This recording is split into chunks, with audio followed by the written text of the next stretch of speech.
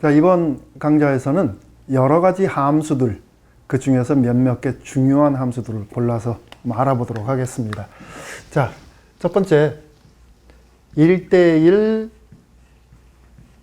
대응 함수입니다. 운동 경기도 아닌데 1대1이 나왔네요. 자, 느낌이 어때요? 1대1 대응. 아, 하나당 하나씩 대응된다라는 얘기구나. 그렇죠? 느낌은 그래요. 그래서 자, 이것을 우리 두 가지로 나눠서 공부를 할 겁니다. 먼저 1대1 함수라고 하는 것을 공부하고, 그리고 1대1 대응에 대해서 얘기를 하겠습니다. 자, x라고 하는 집합이 여기에 있어요.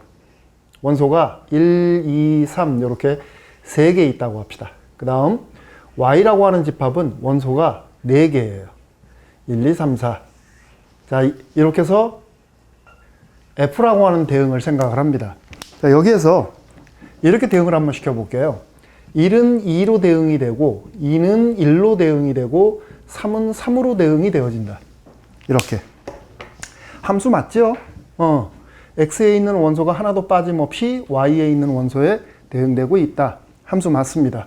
하나 정도 놀고 있어도 괜찮겠죠? 자, 얘를 우리가 그림을 한번 그려보면, 그래프로 한번 따져보겠다는 얘기입니다. 그러면 x축 원점, y축에서 1, 2, 3, 1, 2, 3. 뭐 4는 대응되는 원소 없으니까 표기 안 해도 되겠죠. 자, 이렇게 되어지는데 이때 점들을 그래프로 우리가 표기를 해보면 1대 2래요. 여기에 대응되겠다. 그 다음 2일 대 1이랍니다. 이렇게 3일 대 3이래요. 여기쯤 되겠네. 이게 지금 이렇게 해서 표시되어진 대응관계 y equal to fx에 대한 그래프를 그려놓은 겁니다. 됐습니까? 그러니까 지금 이렇게 놓고 보니까 의미가 있어요. 하나당 하나씩 대응이 됐구나. 근데 얘가 놀고 있는데, 그렇다면 1대1 함수에 대한 정확한 정의가 뭐냐?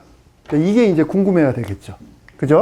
그래서 나와 있는 대로 우리가 정의를 한번 좀 생각을 해보면 1대1 함수의 정의는 서로 다른 x값들에 대해서 그들의 함수값이 서로 다르면 우리는 대응 관계 f를 1대1 함수라고 얘기를 합니다.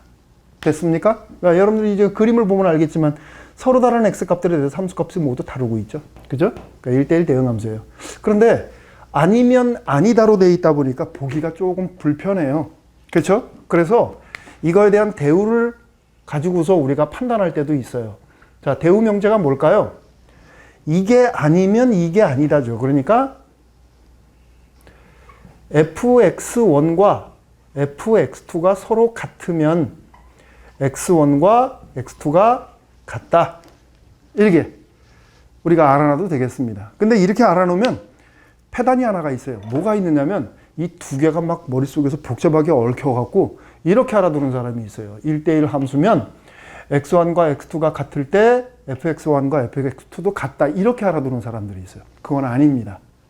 절대적으로 조심해야 돼요. 또 다른 함수에 대한 정의입니다. 그거는. 그러니까 x값이 다르면 함수값이 다르다. 함수값이 같으면 x값이 같다. 이렇게 알아두면 되겠다. 자, 그런데 선생님은 고등학교 때 머리가 워낙에 나빠가지고서 그렇게 알아뒀는데도 불구하고 자꾸 헷갈려요. 그래서 선생님은 또 다른 방법으로 얘를 공부를 했습니다. 어떻게 공부를 했느냐면, 실수니까 서로 다르다면 그들 사이에 크기 관계가 있을 거예요. 그렇죠? 그래서 x1과 x2가 이런 크기 관계를 가지고 있는데 그 크기 관계가 서로 똑같이 유지가 되어지거나 아니면 그 크기 관계가 이렇게 비틀어져서 나타날 수도 있을 거 아니냐. 그러니까 x1이 더 큰데 함수값이 x2에 대한 함수값이 더 크게 만들어지는 이런 경우도 있을 거고, 이건데 이렇게 되어질 수도 있어요. 그렇죠? 그래서 이렇게 되어지는 경우를 잘 생각해 보니까 이렇게 되어지는 경우는 함수가 증가하는 경우예요. 증가하는 함수. 그러니까 그림으로 보면 이렇게 그려지는 꼴. 이거는 감소하는 꼴입니다. 함수가 이렇게 그려지는 경우예요. 실제 여러분들이 그림을 그려봐도 이제 충분히 확인을 할 수가 있을 텐데, 우리가 이제 앞으로 공부해야 될 함수들 중에 지수 함수라고 하는 게 있어요. 1대1 함수의 대표적인 함수 중에 하나인데, 자, 지수 함수는 이렇게 그려집니다. 그림이. 요렇게 그려져요. 자, 얘 같은 경우 한번 여러분들이 바라다 보세요. 서로 다른 x값.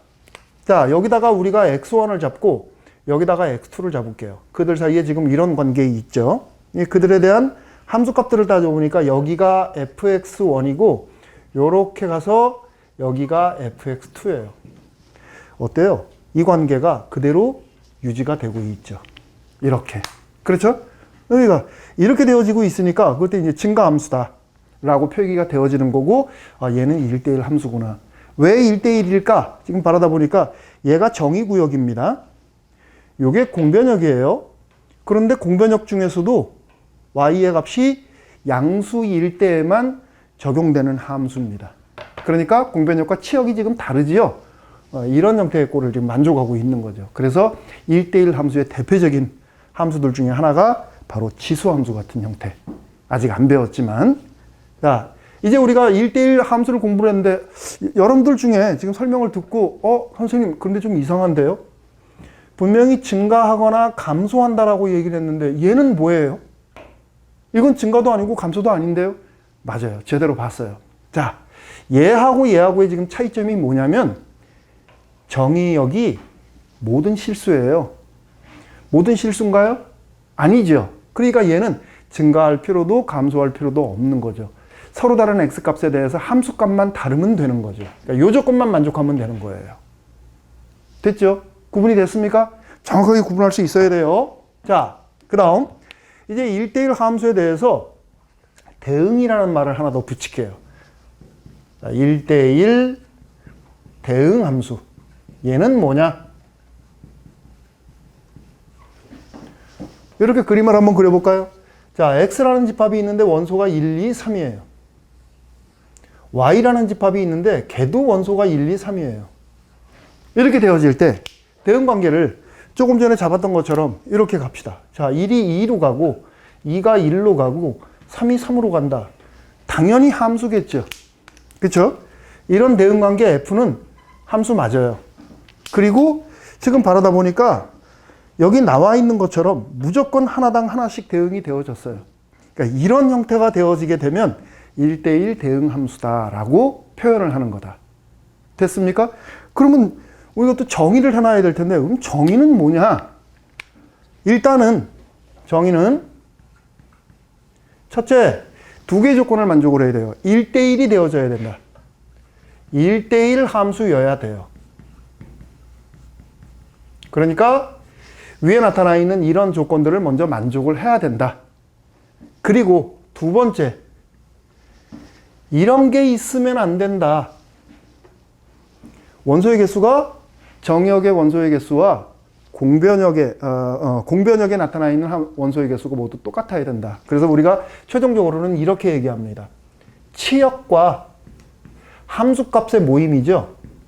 공역의 개수가 같은 함수. 1대1 대응 함수는 이 두 개의 조건을 동시에 만족해야 됩니다. 두 개의 조건을. 됐습니까? 그러니까 공역 속에 이렇게 노는 원소가 있으면 안 된다. 됐나요? 그래서 여러분들이 1대1 함수에 대한 정의를 정확하게 알고 나면 1대1 대응 함수는 우리가 쉽게 이해할 수가 있는데, 책에 따라서 이 함수의 이름을 다르게 부르는 책들도 있어요. 알아두세요. 참고로 1대1 함수는 단사함수라고 얘기를 해요. 한자로 쓰면 하나당 하나로 쏜다, 뭐 그런 의미입니다. 치역과 공역이 같은 함수를 전사함수라고 얘기를 해요. 원소 모두에다가 쏜다. 그러니까 얘가 단사함수, 전사함수, 그럼 1대1 대응 함수는 단사이면서 전사야가 되어야 되는 거니까 전단사 함수라고 얘기를 해요. 참고로 알아두세요. 자, 1대1 대응 함수의 가장 대표적인 꼴. 이거 1대1 대응 아닙니다. 그쵸? 1대1이에요. 1대1 대응 함수의 가장 대표적인 꼴은 뭐가 있느냐면 1차 함수가 있어요. 1차 함수의 꼴이면 모두 1대1 대응이 되어지게 돼요. 실제로 그림을 그려보면 금방 알겠죠? 자, 이렇게 우리가 조금 길지만 1대1 대응 함수에 대해서 이렇게 공부를 했어요. 야, 지금까지 우리가 공부했던 내용들 중에 이렇게 개념이 길게 나왔던 게 없었던 것 같아요. 그만큼 중요한 함수라는 얘기입니다. 앞으로 여러분들이 역함수라는 것도 공부를 할 테고 미분, 적분도 공부를 할 테고 그런데 그때마다 나와서 여러분들 발목 잡는 개념이 바로 1대1, 1대1 대응 함수예요. 정확하게 알아둘 필요가 있습니다. 자, 그래서 연습도 할 겸 예문을 하나, 문제 현장에서 출제가 됐던 문제. 자, fx가 ax 플러스 절대치 x 마이너스 1 그리고 플러스 2 이렇게 주어졌어요. 절대값이 나와 있어서 조금 불편한가요? 뭐 쉬운 거니까. 자, 이랬을 때 이 함수가 1대1 대응 함수가 됐으면 좋겠대요. 그러려면 이 a의 값을 어떻게 해야 될까? a의 값을 한번 조절을 해봐라 하는 이런 문제. 1대1 대응이 되어지려면 1대1이어야 되고 치역과 공역이 같아야 된다. 그렇죠? 개념이 이렇다라고 그랬어요. 그러면 거기에 맞춰서 우리가 얘기를 꾸려나가는데 아무래도 이렇게 그림이 나타나 있으면 판단하기가 쉽습니다. 그죠? 그래서 이거에 대한 그림을 그리기 위해서 fx의 형태를 다시 한번 체크를 해봅시다. 자, fx는 절대값 내부의 값이 양이면 x-1 그대로 나오는 거고, 그러니까 x가 1 이상이면 x-1 그대로 나와서 함수가 요렇게 정리가 되겠네요. 요렇게. 그쵸? 그 다음 x가 1보다 작다면, 즉 절대값 내부의 값이 음수라면 마이너스가 달라붙겠죠. 그래서 a-1에 x 플러스 3 이렇게 되어지겠네요. 그러니까 fx는 x equal to 2를 경계로 해서 오른쪽, 왼쪽 그림이 이렇게 그려지게 되는 겁니다. 그러니까 그림을 그릴 때 자, x equal to 2를 경계로 해서 오른쪽의 그림과 왼쪽의 그림이 달라지게 돼요. 자, 선생님이 여러분한테 힌트 하나 줬죠? 이런 힌트. 아주 좋은 팁입니다. 알아두세요. 함수가 1대1 함수가 되려면 일단 증가하든지 감소하든지. 그쵸? 1대1 대응 함수의 가장 대표적인 형태는 1차 함수 꼴. 그러면 그림이 어떻게 그려져야 될까를 여러분들이 한번 생각을 해보는 거예요. 1일 때 함수값 같습니다. a 플러스 2로. 증가하는 형태라면 이쪽에서 이렇게, 이쪽에서 이렇게 되어진다면 어때요? 전체적으로 함수는 증가하는 꼴이죠. 그렇죠? 그러면 만일에 x equal to 2를 경계로 해가지고서 감소하는 꼴이 되려면 어떻게 하면 될까? 이렇게 내려오면 되지 않나요? 이렇게 되어지게 되면 함수가 전체적으로 감소하는 꼴이 되어지게 되는 거예요. 됐습니까? 그러니까 fx가 이렇게 그려지든지 이렇게 그려지면 1대1 대응 함수가 되는 겁니다. 됐죠? 그림을 그려놓으니까 직관적으로 금방 이해가 되네. 그러면 이제 우리가 결론을 내려주면 되네. 이렇게 그려지려면 이거의 기울기, 이거의 기울기 둘 다 양이어야 돼요. 감소하려면은 기울기가. 그쵸? 그럼 그 두 개를 같이 한식으로 묶어주려면 어떻게 주면 될까? 각각의 기울기의 곱이 양, 양. 이렇게 되어지면 되는 거네. 그쵸? 그래서 a는 마이너스 1보다 작거나 a가 1보다 크면 이 함수는 1대1 대응이 되어지게 된다. 이렇게 얘기가 되어지게 되는 겁니다. 됐습니까? 직관적으로 읽으니까 쉽네. 팁을 정확하게 체크해서 해나가면 되겠습니다. 자, 그 다음 우리가 앞서서 함수에 대해서 공부를 하고서는 함수의 개수를 판단하는 방법에 대해서 공부를 했죠. 그러니까 여기서도 마찬가지예요. 1대1 대응 함수에 대해서 공부를 했으니까 1대1 함수라든가 1대1 대응 함수라든가 이런 것들의 함수의 개수를 어떻게 판단할 거냐. 자, 1대1 이렇게 썼습니다. 그냥 간단하게 1대1 함수의 개수. 대응이라는 말이 빠졌네. 대응 함수의 개수를 한번 좀 체크해 보자. 자, x라는 집합이 이렇게 생겼어요. 1, 2, 3, 점점점에서 m-1, m까지. 자, 원소의 개수가 m개입니다. 집합 y는 1, 2, 3, 점점점, m-1 있고, m 있고, 또 점점점에서 n까지. 원소수 n개. 오해하지 마세요, 여러분들. 무슨 오해냐면, m 바로 다음에 n인데 왜 점점점 찍어놨나? 요 바로 뒤에 있는 거는 n 플러스 1, n 플러스 2, n 플러스 3 그렇게 나가겠죠. n 바로 앞에 있는 거는 n-1. 그런 의미라는 얘기예요. 됐습니까? 그러니까 지금 이쪽에 있는 거하고 이쪽에 있는 거하고 원소수에 대한 차이를 두기 위해서 이렇게 얘기를 한 겁니다. 자, x에서 y로의 대응 관계를 f라고 합시다. 이랬을 때 x에서 y로의 함수의 개수는 모두 몇 개냐? 앞에서 했죠. 첫째, 함수 f의 개수. 어떻게 된다 그랬죠? 세상은 공정해야 된다. 그쵸? 그래서 우리는 이거의 개수, 공역의 개수와 정역의 개수를 이렇게 묶어준다라고 얘기를 했어요.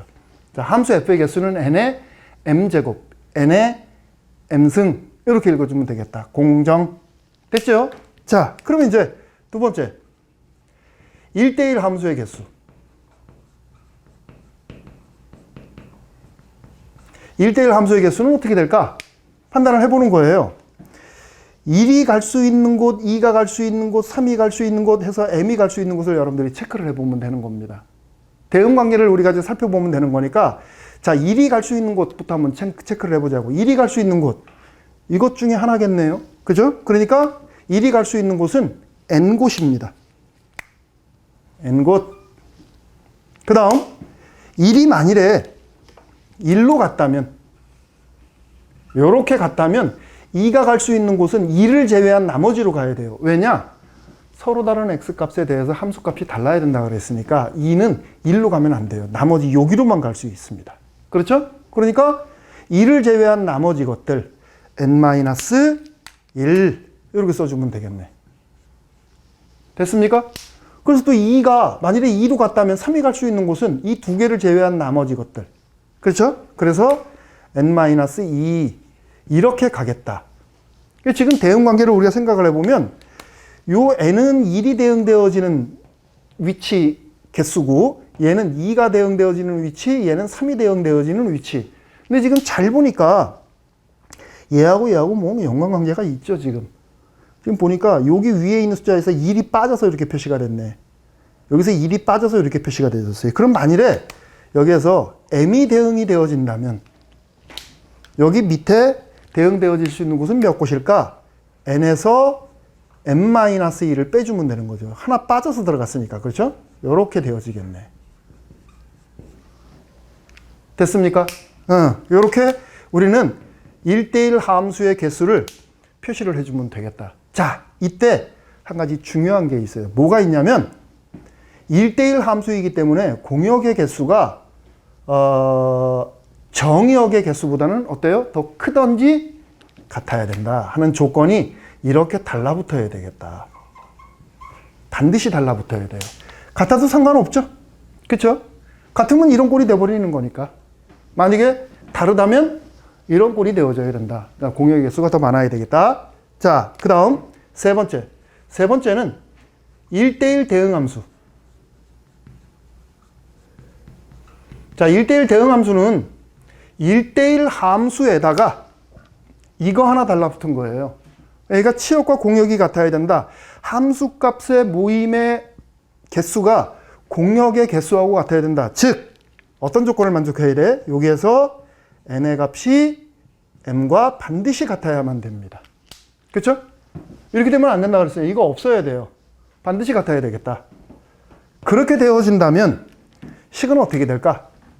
1대1 함수 형식으로부터 n, n-1, n-2 이렇게 쭉 오는데 맨 마지막에 들어가는 데 있어서 요 m이 n과 같대요. 그럼 이거 없어지고 1만 남겠다. 1. 빠져나오는 형태들을 보니까 하나씩 빠지면서 지금 곱해지고 있죠. 그러니까 그 바로 앞에 있는 거는 2가 될 테고 바로 앞에 때는 3이 있는 거고 이런 식으로 간다. 그래서 n부터 시작해서 차근차근 하나씩 빠지면서 숫자들이 곱해지는 꼴이 1대1, 1대1 대응 함수의 개수예요. 그런데 1대1 함수는 차이가 있기 때문에 맨 끝자락이 이렇게, 1대1 대응 함수는 n부터 시작해서 하나씩 빼가면서 곱해주는데 맨 마지막은 1, 이렇게 곱해져 나가면 되겠다. 됐습니까? 자, 우리가 함수 1대1 함수, 1대1 대응 함수에 대한 개념을 정확하게 알아야만 풀 수 있는 문제이다가 보니까 문제 현장에서 자주 등장합니다. 잘 알아놔야 되겠어요. 자, 그러면 뭐 이런 유형에서 약간 틀의 형태를 바꾼 실제 문제 현장에서 출제됐던 문제 하나 또 보고 가도록 합시다. 자, x라고 하는 집합을 1, 3, 5, 7, 9로 줬어요. 우리는 x에서 y로의 대응 관계로부터 함수의 개수를 판단하는 문제를 풀 겁니다. 자, y라는 집합은 2, 4, 6, 8, 10, 12, 14 짝수들로만 이루어져 있네요. 이렇게 x로부터 y로의 함수를 생각을 합니다. 그런데 이 함수 f가 두 개의 조건을 만족을 해요. 첫 번째 조건은 f5는 8입니다. 그 다음 두 번째 조건은 x1이 x2보다 작으면 fx1이 fx2보다 작더라. 이렇게 두 개의 조건을 f가 만족을 한대요. 이랬을 때, 이렇게 되어질 때 함수 f의 개수 어떻게 될까? 자, 이게 문제 현장에서 출제가 됐던 문제입니다. 앞에서 나와 있던 이 내용에 비해서 뭔가 생각할 게 조금 있네요. 그렇죠? 자, x에서 y로의 대응 관계를 생각을 하는데 5가 8로 고정되어져 있대요. 나 조건을 바라다 봤더니 이거 어디서 많이 본 건데? 그렇죠? 이 교과서에 나와 있는 대로 공부를 하면 이게 뭔지 몰라요. 근데 선생님이 여러분들한테 팁을 하나 줬습니다. 무슨 팁을 줬느냐면 1대1 함수는 이렇게 증가하거나 이렇게 감소하는 형태다. 그죠? 이게 지금 뭐예요? 이거는 1대1 함수라는 얘기죠. 그죠? 그러니까 현재 여기에서 우리가 판단컨대 함수가 증가하는 형태로 표시가 되어져야 된다예요. 이것의 의미는 1대1. 특히 함수의 꼴이 증가하는 꼴이다. 이렇게 되어져야 된다. 됐죠? 그럼 이제 체크를 한번 해봐야지. 자, 해보자. 일단은 F5가 8로 고정되어져 있는데 1, 3, 5, 7, 9가 어디로 가느냐가 관건입니다. 자, F1에 대한 함수값이 뭘까? 3에 대한, 5에 대한, 7에 대한, 9에 대한 함수값들을 여러분들이 한번 체크를 해보는 거예요. 근데 그들이 증가하는 형태를 취하고 있다라고 얘기를 했으니까 이들 사이의 관계는 반드시 이 관계가 유지가 되어져야 되는 겁니다. 이게. 됐습니까? 5는 무조건 고정됐어요. 얘는 무조건 8로 간다 그랬으니까. 그럼 나머지 우리가 해야 될 일은 1, 3에 대한 7, 9에 대한 함수값이 뭘까만 체크를 해주면 되겠다. 됐습니까? 그럼 체크 한번 해봅시다. 자, 어떻게 할까요? 일단 5는 무조건 8로 간다고 얘기를 했고, 그러면 1, 3이 갈 수 있는 곳은 여기로는 못 가요. 만일에 1, 3이 여기로 가게 되면 7, 9가 갈 곳이 없어요. 왜냐? 증가함수라고 얘기를 했잖아. 그렇죠? 그러니까 1, 3은 반드시 2, 4, 6으로만 가야 됩니다. 1, 3은 2, 4, 6으로만 가야 된다. 그런데 증가하는 형태로 가야 된다. 그러면 1이 2로 갔다고 한번 생각을 해보는 거예요. 자, F1이 2다. 그러면 F3은 뭐가 될까? 이게 2, 5로 고정이 됐다면 3은 4 아니면 6으로 가야 되겠다. 그렇죠? 4 아니면 6. 그러니까 F1과 F3의 함수값은 2, 4 아니면 2, 6. 됐나요? 그럼 여기에서 F1이 만일에 3으로 간다 그러면 어떨까? 3이 아니라 4로 가야죠. 1이 2로 간다, 1이 4로 간다 이렇게 가야 되겠죠. 4로 간다면 어떻게 될까? 1이 4로 간다면 3이 갈 수 있는 곳은 6밖에 없는 거죠. 그렇죠? 6. 이렇게 되어지네. 그러니까 F1, F3의 함수값은 2, 4 아니면 2, 6 아니면 4, 6 이렇게 세 가지가 나온다는 얘기가 되는 거죠. 그럼 같은 방식으로 해나가면 되겠다. 같은 구조잖아. 7, 9.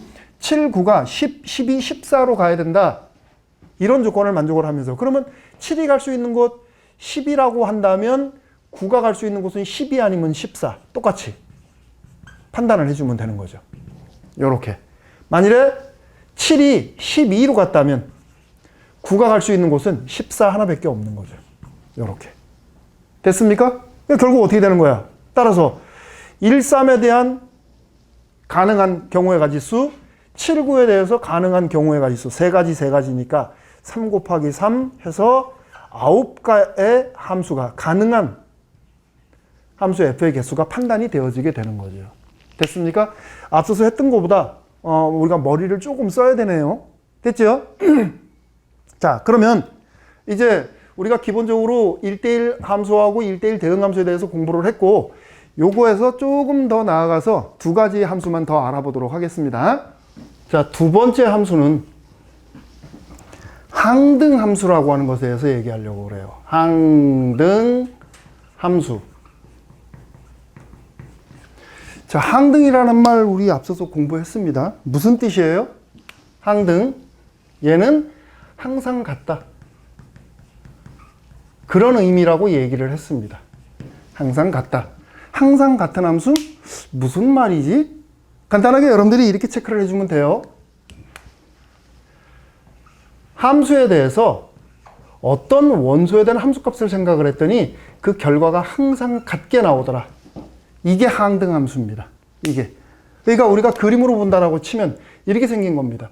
집합 x가 있는데 1, 2, 3, 점점점이 있다고 봅시다. 집합 y가 있는데 1, 2, 3, 점점점 이렇게 있어요. 이랬을 때 항등 함수란 뭐냐면 1은 반드시 1로 가요. 2 반드시 2로 가고 3이 반드시 3으로 가는, 대응의 주체가 되어지는 원소와 대응의 결과가 되어지는 원소가 항상 같은 원소들, 이런 것들을 우리가 항등 함수라고 얘기를 합니다. 영어로 우리가 항등 함수를 identify function이라고 얘기를 해요. 그래서 책에 따라서는 항등 함수를 i라고 쓰는 책도 있어요. 그래서 ix equal to x라고 이렇게 표시하는 책들도 있습니다. 그러니까 우리가 원소를 가지고 판단할 때는 이렇게 되어지는 거고, 이거 지금 우리가 흔히 많이 그려왔던 1차 함수예요. 뭐예요? y equal to x죠. 그러니까 우리가 모든 실수에 대한 대응 관계를 가지고서 얘기를 해나간다라고 하면 항등 함수는 반드시 그림이 이렇게 그려져야 되는 거네. y equal to x. 이게 바로 항등 함수의 모습이 되어지게 되는 겁니다. 앞서서와 마찬가지로 모든 실수가 아닐 경우에 대해서 체크할 때에는 어떻게 표시가 될까? 여기에 점이 이렇게 찍히는 거죠. 요것만 가지고 체크를 해본다면 1일 때 1, 2일 때 2, 3일 때 3, 4일 때 4 이렇게 표시가 되어지게 되는 거예요. 됐죠? 제한을 둔 집합에 대해서 정의 여기 제한이 되어지고 또 치역도 이렇게 공역도 제한이 되어져 있을 때는 이렇게 그래프의 형태로 표시가 되어지고, 일반적으로는 모든 실수에 대해서는 y equal to x다. 이렇게 얘기를 합니다. 자, 그러면 간단한 예문을 한번 들어볼까요? 자, 예를 들어서 fx가 x제곱이에요. 얘가 항등함수일까 아닐까 한번 판단을 해보려고 하는 거예요.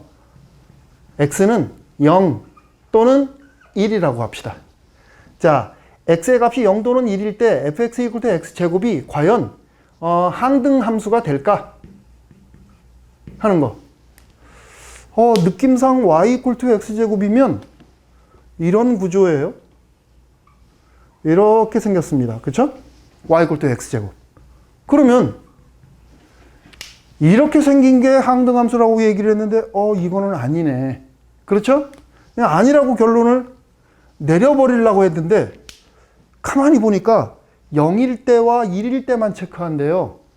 그러니까 0일 때와 1일 때만 우리가 체크를 해보면, 자, 그런데 F0을 생각을 해보니까 0이고 F2를 생각을 해보니까 1이에요. 그러면 뭐야? 이거의 조건을 그대로 만족하고 있는 거죠. 그죠?